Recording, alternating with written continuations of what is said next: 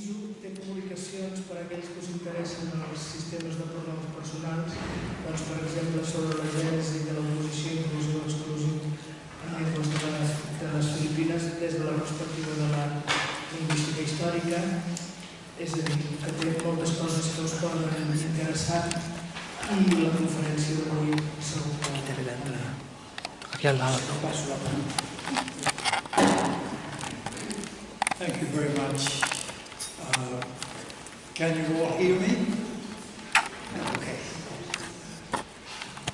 I want to thank the people who invited me here, and I'm sorry I do not have a handout, but I put my email address at the bottom of this.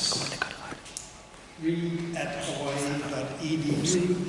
So if you're really interested in this talk, you could email me and I will send you a PDF copy of the talk. So that's the best I can do right now.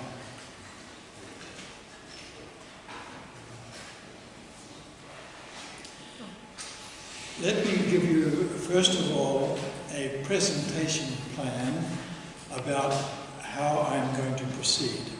I will give you an introduction, first of all, and then I will talk about the history of the project, and then I will talk about three problems.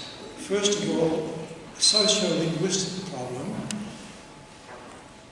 and then computer software problems, and then finally I will discuss a series of linguistic problems which I hope you will not go to sleep on, and because this is quite detailed, and I will explain these to you as we go through, and then I'll give you a conclusion.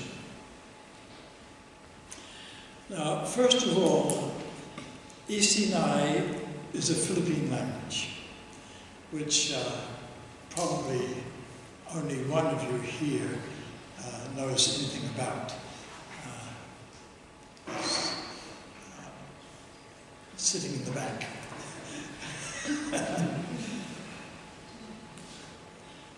It's spoken in 3 communities in the province of Nueva Vizcaya. It's in Luzon, and the communities are Dupax del Sur, Aritao, and Bambang, and I will refer to at least 2 of these, Dupax and Bambang, fairly frequently through this talk. Here is a map of the Philippines, showing approximately where Isinay is spoken. There is this is an ethnologue map, and they have the northern Philippines in a separate map, and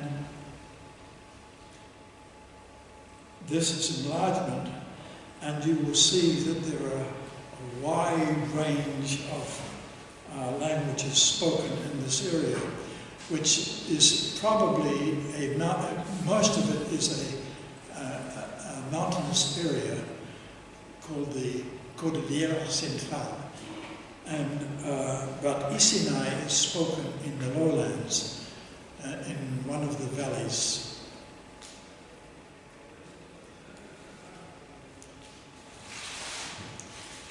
There are 3 main problems in documenting the language: social-linguistic, computer software problems, and linguistics, as we mentioned. There are very few young people who speak Isinay. There are almost no young people who speak Isinay. It is recognized as an endangered language. And even 100 years ago, there was a description of the culture of the Isinay people, and even 100 years ago it was said it was close to extinct already 100 years ago. And the reason why is because there are many Ilocano families that have settled in this area. And I don't know what the actual numbers of Isinay speakers are.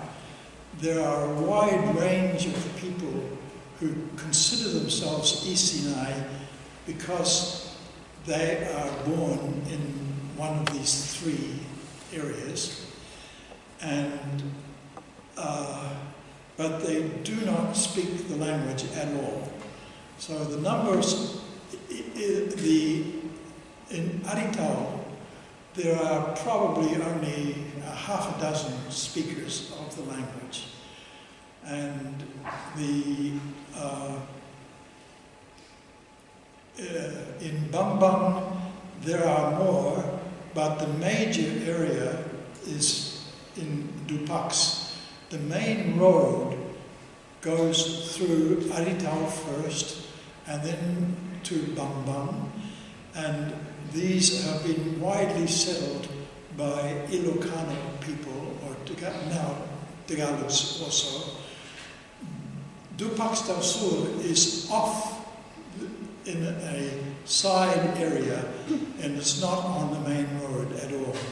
And but I will talk about the history of the project because this is important in understanding the problems of documenting the language.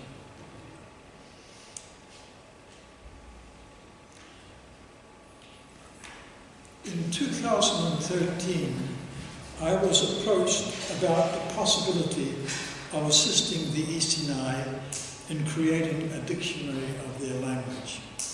This was done because of three conditions. First of all, I had already published a major dictionary of a related language that was spoken in the mountains. This is a language called Bonton, and you can access a talking dictionary of this language on the web. It's one of the first talking dictionaries that appeared, and it's been, and I don't have a URL of this language, but if you access my website, just Lawrence Reid Dictionary, Bontoc, you will find it there. The second reason was not only that I had done research, dictionary research on a related language, but I had probably 30 years ago, I did research on the Isinay language twice.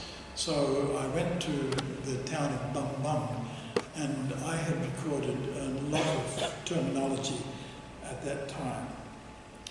The third reason was that the local community didn't know about me, but they did write to the University of the Philippines in Diliman, Manila, and they requested assistance, and they were told that somebody would assist them, but the person they had that was going to assist them had never done any lexicographic work at all, and they sent a letter to this person requesting information about how to prepare an orthography for the language, and they didn't get any answer at all.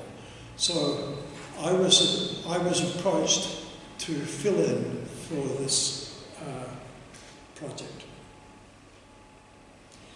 Now, this isn't the first dictionary of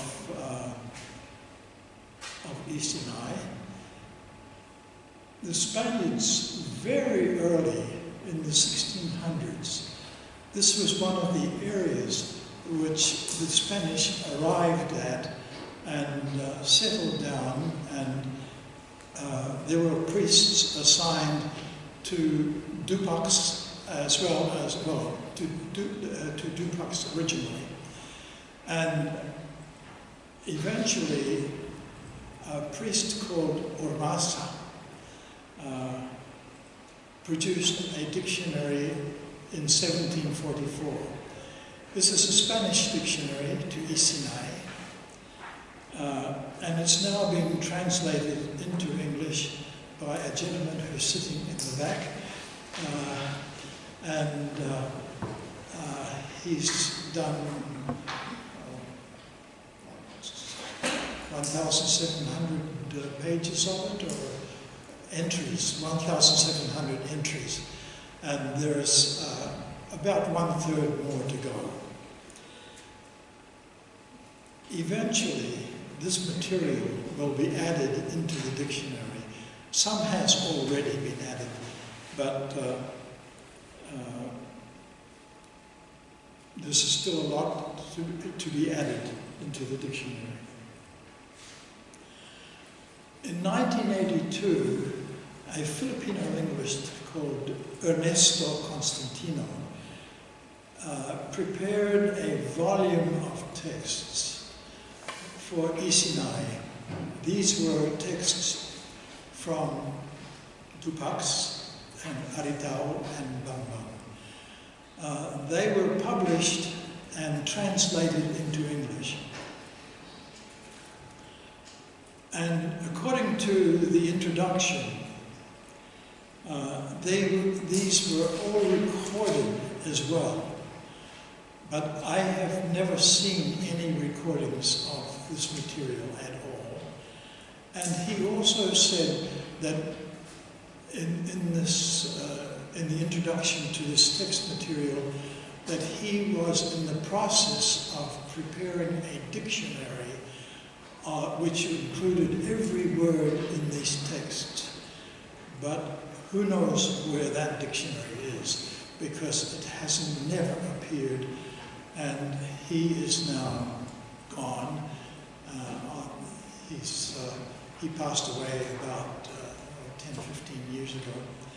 And I had asked him personally for information about this, and he said, eventually it will appear, and he didn't give me anything. So we still have problems knowing the information.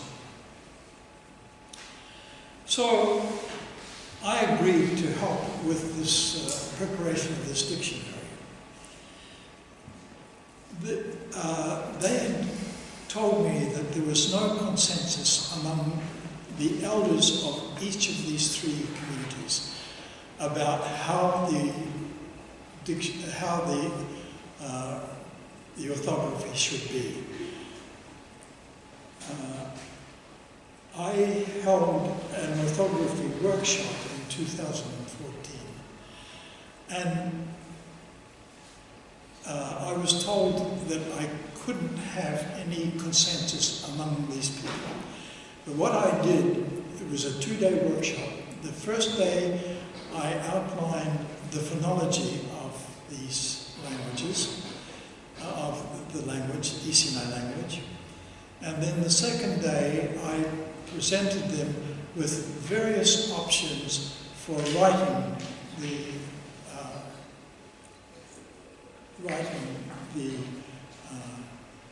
a practical orthography. And surprisingly, there was consensus.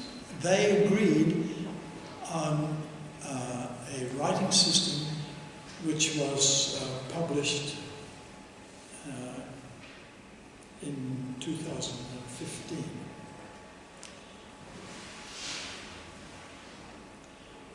Dictionary work was started in 2015 in Dupax and was continued during many visits, probably 6 or 7 visits during 2016 to 2018.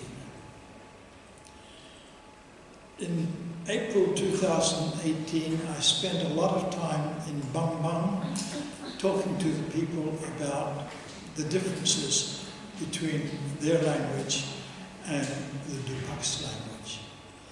And I will discuss with you a little bit later some of the problems of the differences in phonology between these two dialects. Currently, there are around 8,000 entries, including root words and derived forms, which are here.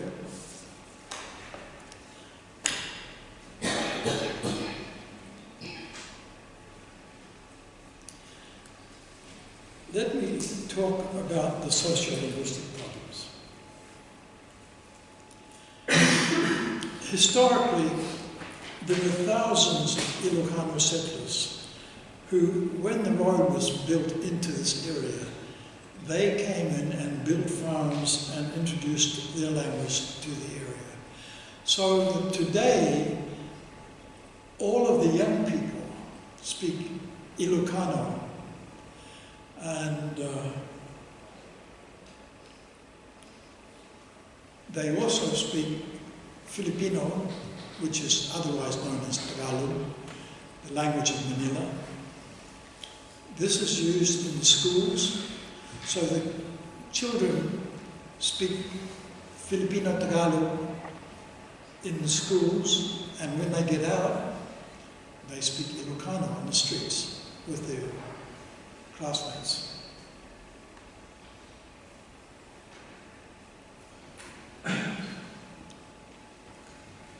Every Isinay community has a wide range of individuals among the elders who still speak the language.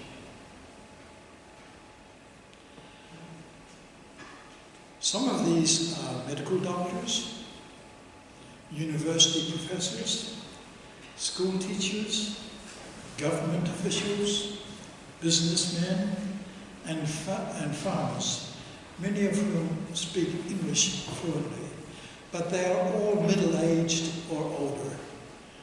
None of the children speak the language. In Dupax, where I've done most of my work, there are a group of such people who regularly meet me and provide definitions of terms in their language. I send them ahead of time a copy or some 10 copies of this work, and this is distributed among all of the people who help me, and then they go through it ahead of time and mark the things that need to be corrected or that the spellings need to be revised. In Bambang, although there are such people, the assistants are a retired couple who provide equivalents for the Dupax terms, and I will explain to you the problems that this is causing. In each Isinay community, government funds are available each summer to hold classes for young students in which an attempt is made to impart the Isinay culture and language. The summer classes focus on food culture and dance primarily. They do some language via short plays that children learn and recite during their graduation programs. But the problem is that the children don't hear the language in their, because most of the children have Ilocano parents or Tagalog parents, and as soon as they get outside the classes, they forget the language. Unless the language is used in the home, students promptly forget the language once the program is finished. Another problem is that the government organization for promoting Filipino Tagalog, it's called Comisión sa Wikang Filipino, or KWF, it's a common abbreviation. They are insisting that all Philippine languages use their universal Philippine orthography, despite the wide range of phonologies that exist in the Philippines. So the problem is that there is no way this KWF phonology can actually represent the sounds of the language. For example, there is no way the proposed orthography can handle geminate glottal stops that occur in Isinay and related languages. For example, the word for child is anak with the final glottal stop. Anak. And my child is anak u with two glottal stops. The word for I, the genitive for I, my child, is u, which starts with a glottal stop. So when you have anak u, you've got two glottal stops. And there are many words which have two glottal stops in them.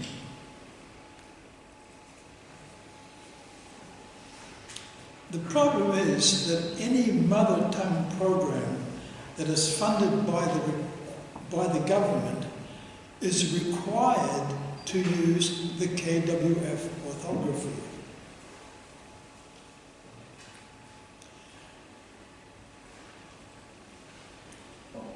Despite the community agreement for practical orthography, influential people are insisting that the orthography be changed now to reflect the old Spanish writing system, where the letter J is used for ha, and a hyphen or a circumflex symbol is used for glottal stop. It simply doesn't work. There's no way that the old Spanish writing system can be utilized for Isinay. They are also requiring that the spelling of the language name, Isinay, be changed to Isinay with a final E, not a Y. Because there is said to be a mountain named Mount Sinai in Nueva Vizcaya, supposedly named by the first Spanish priests to conduct a mass for the Isinay people. And as you probably know, Mount Sinai is where Moses received the commandments from God, and he delivered them to the people. So they want to have the word Sinai written with an AI, even though the Orasa Dictionary of 1744 spelled it with a Y. They say all the old documents have a spelling with AI. And I say, no, it's not true, because even Orasa in 1744 spelled it with a final Y. But, you know, I have to discuss these things with some of the influential elders, and they are hard to convince.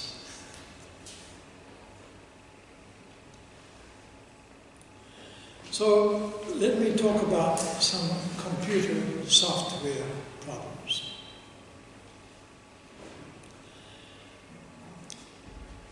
There's an Isinay program for creating dictionaries. Currently, it's Fieldwork Language Explorer, so-called FLEX. And this was the program chosen for creating the Isinay Community Dictionary, since it provides a formatted printout with an English index that can be used for publication. All of this final stuff is English to Isinay.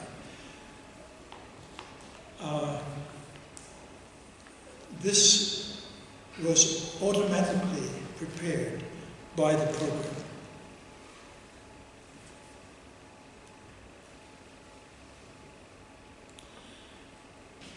When I had worked with some of the previous versions of this program, Shoebox, and I forgot the name of the other program. Toolbox. There was a Shoebox and a Toolbox that preceded Flex. And I had worked with both of these programs, but I needed to learn how to use Flex. So I went to Chiang Mai in Thailand in 2014, and they were having a workshop to teach people how to use this program. Two of the members of the Isinay community, middle-aged guys, well-educated, one is a professor at the university, went with me to also learn how to use this program. But they haven't provided any input at all since that time. The program itself needed to be fine-tuned, which the experts who created the program were ready to do. For example, the dictionary didn't show an NG section. There are many words which begin with a vela nasal, nga, or ngi, or mu.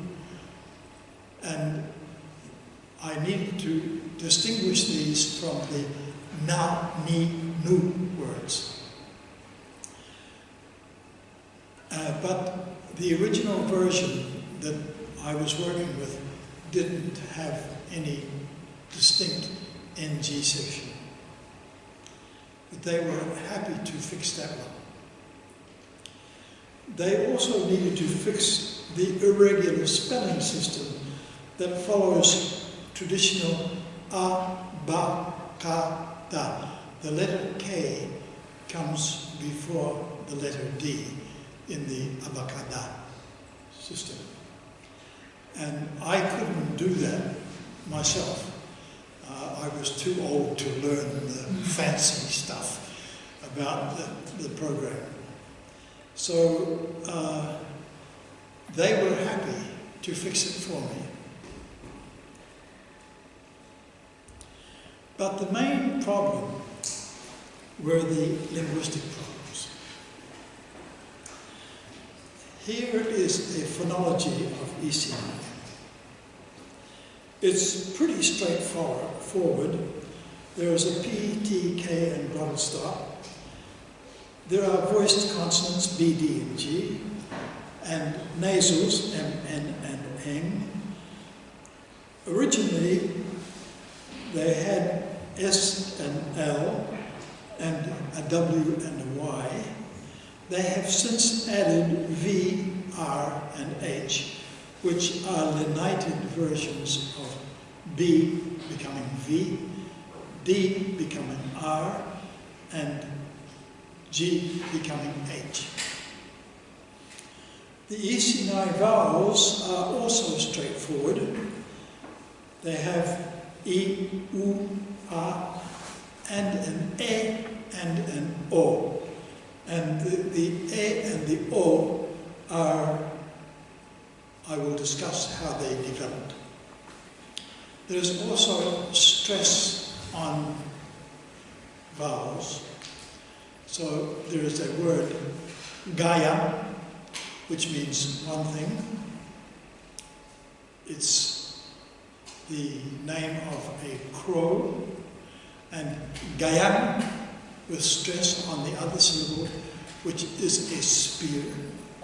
So these are semantically distinct, and there are a wide range of other words which are distinct only because of stress on the first syllable or stress on the second syllable.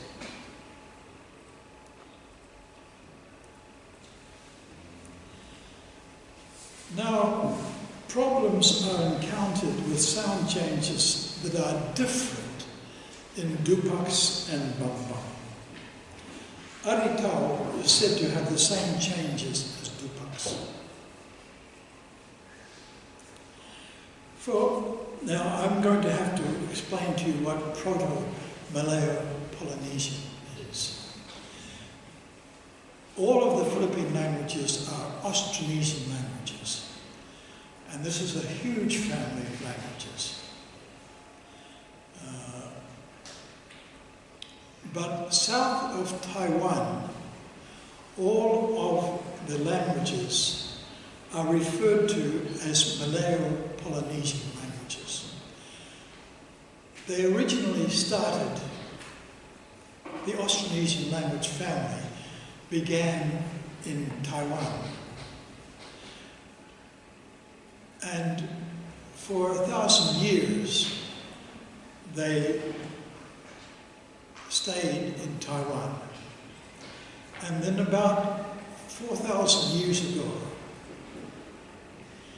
some of them moved south of Taiwan. And there are a wide range of phonological innovations and morphological innovations and morphosyntactic innovations which were innovated in the parent language south of Taiwan and which are shared by all of the languages in the Philippines and Indonesia and the Oceanic languages, which are part of the Malayo-Polynesian family. Now, Proto-Malayo-Polynesian had 4 vowels, an E, an U, or U, A, and U. Now, these E, A, and U remained unchanged, and the U became an O. So I mentioned to you that the vowel system of Isinay has E and U and an A, and in addition they have an A and an O. The O vowel developed from the schwa. So, for example, I've given you 3 reconstruction forms. Ali, which means come, Buug, which means knee, and Tungud, which is the nape of the neck. Ali remains Ali in Dupaks and Bambam. Buug becomes Buwah in Dupaks, but Buwag in Bambam. Tungud becomes Tar in Dupaks and Tungod. So you can see the changes for O. The vowel E was introduced as a result of the change of L, and I'll discuss this further below. Now, Proto-Malayo-Polynesian, P, T, K, and glottal stop. P remains P in all positions in both dialects. So,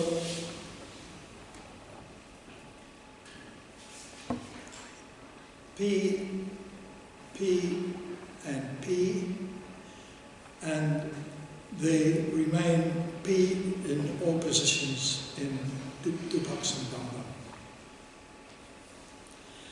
But K and glottal stop fell together in all positions as glottal stop, so that the word for eat, kan, is Dupaks an and Bambam an.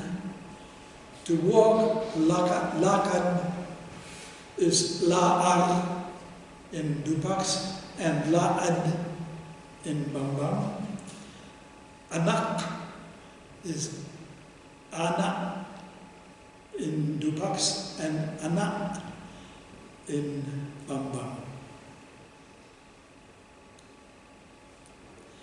Now, T is an interesting case because T remains T in Dupaks and Bambam in most positions, but T before an E became a C in Bambam.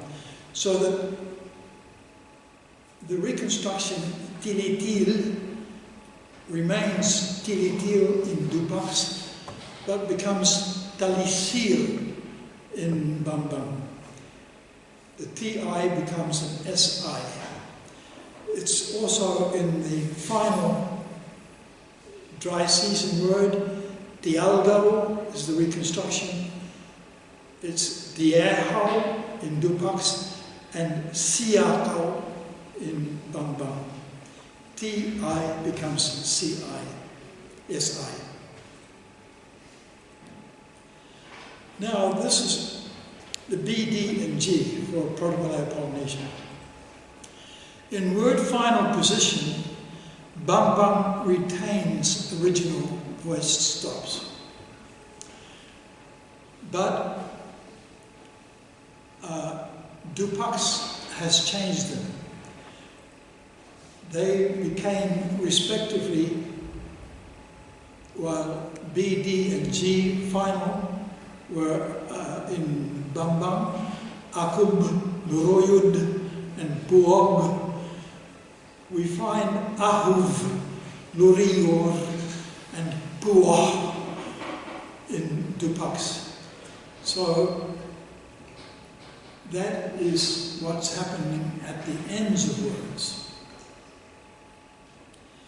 But intervocalically, both dialects show the same lilited reflexes of earlier B and D between vowels. So that to weave cloth is abel, the reconstruction, and Dupaks is ave, and it's the same in Bambam. Lean against is sadag, and it's sarah, and tarang in Bambam. But intervocalically, G has two different reflexes. Bambam intervocalic G is K, while Dupaks intervocalic G is Ha, a change that must have taken place after the rule changing K to glottal stop was lost. So that the reconstruction for tomorrow is bigat, and in Dupaks it's bihat, and in Bambam bikat. Sagum, Sahum, and Takum. Sagudsud, Sahutsur, and Tagudtun. So, Tagudton, with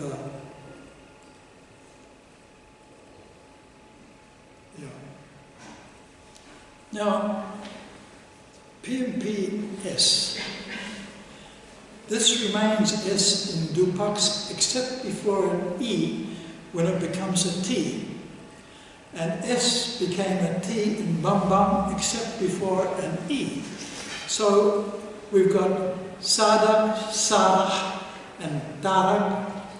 Susu, reconstruction for breast, is Susu in Dupaks, but Bambam is Tutu.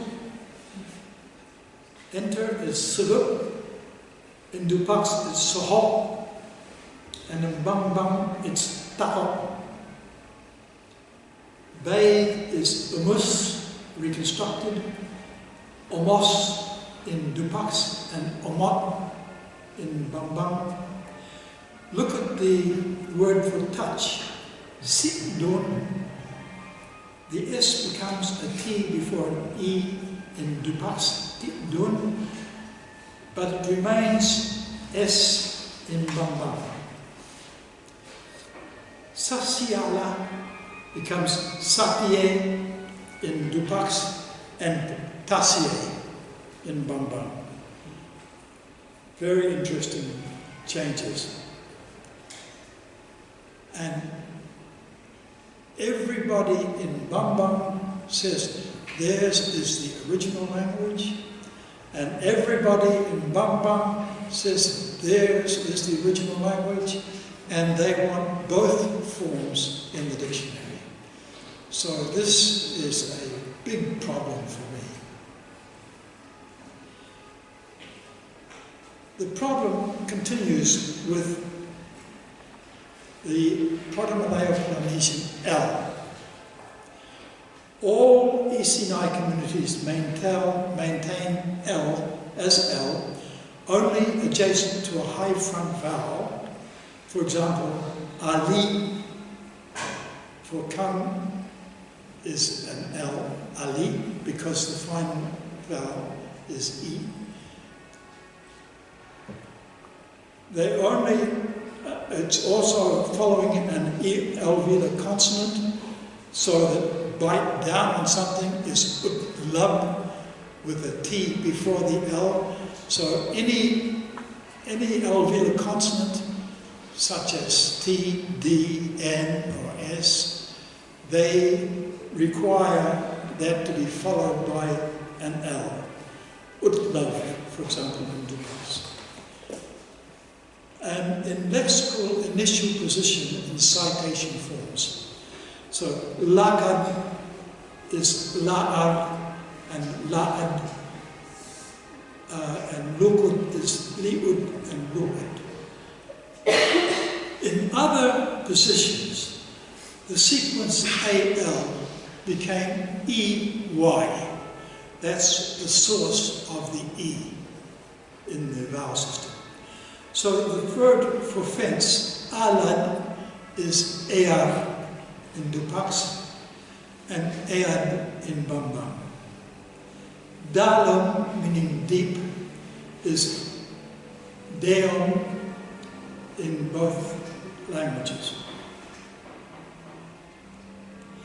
In other environments, L became either W or Y.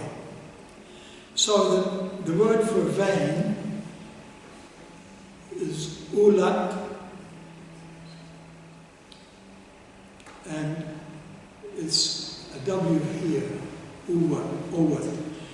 This is a borrowed form because the L remains, and we know that this form is borrowed from Kiang and Ifugao, which is an adjacent language. The sequence Ulu is Uyu in Bambam, but Iu in Dupaks. For example, the word for head is Ulu, reconstruction, and it's Iu in Dupaks and Uyu in Bambam. The word for a water buffalo, wallow, is Lusulus, reconstructed, and it's Lucius in Dupaks and Lutuyut in Bambam. To slither is Ludulud, reconstructed, and Luriur with an EU in Bambam, and an Uyu, in Dupax, and an Uyu in Bambam. So, in the dictionary, there's the word ilap has ISIB, Bambam. Ilbo is Isinay D. And so we would have to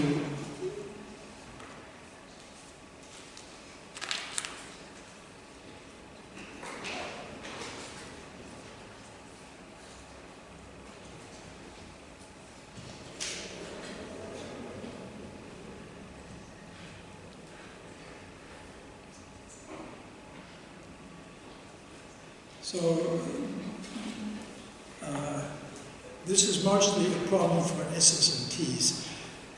All of the S words have to be, which are in Isinay, Dupax Isinay, have to be given as T words in Bambam.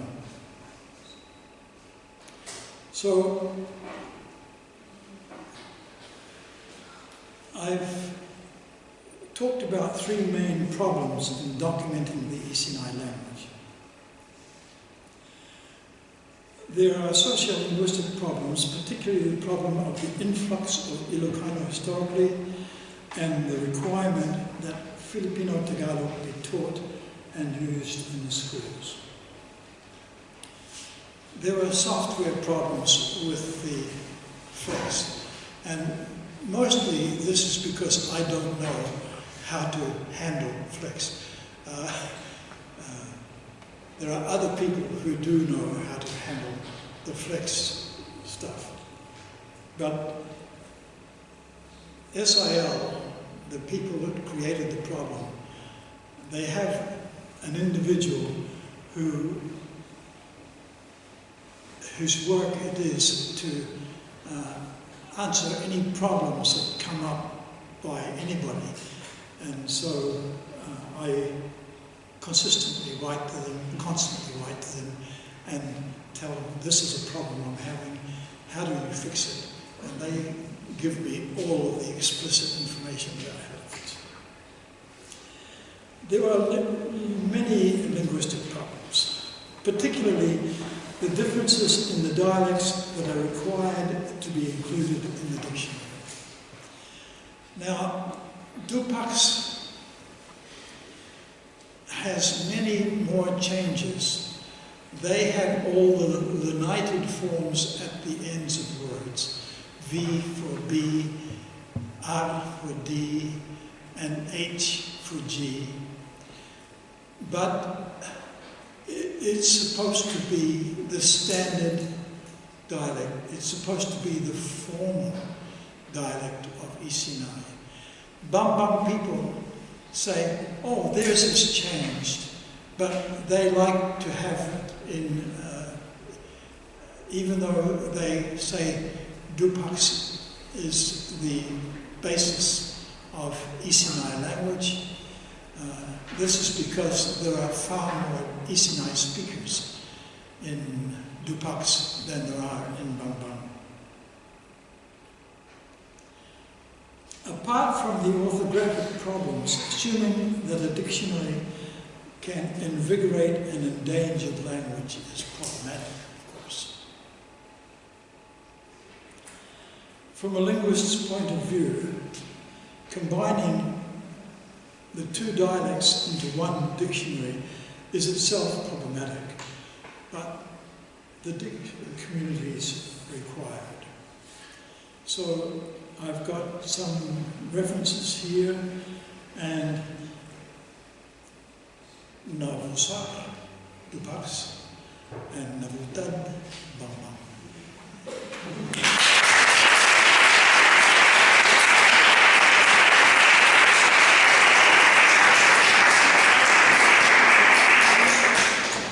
So, any questions?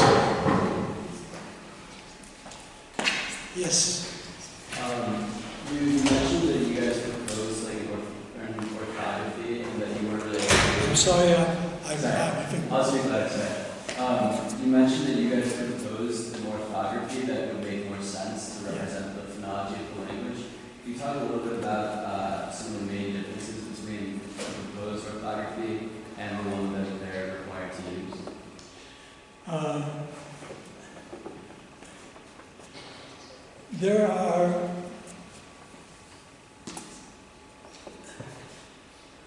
There are many differences between various orthographies. There is the orthography that is used by Constantino. There is the orthography that is used in papers that have been written about the language, for example by Otto Schiller.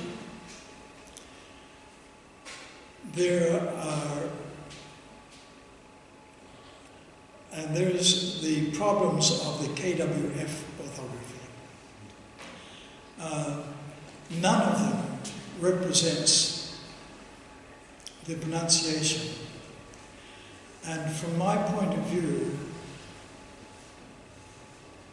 the dictionary is primarily useful for people who do not speak the language and don't understand it.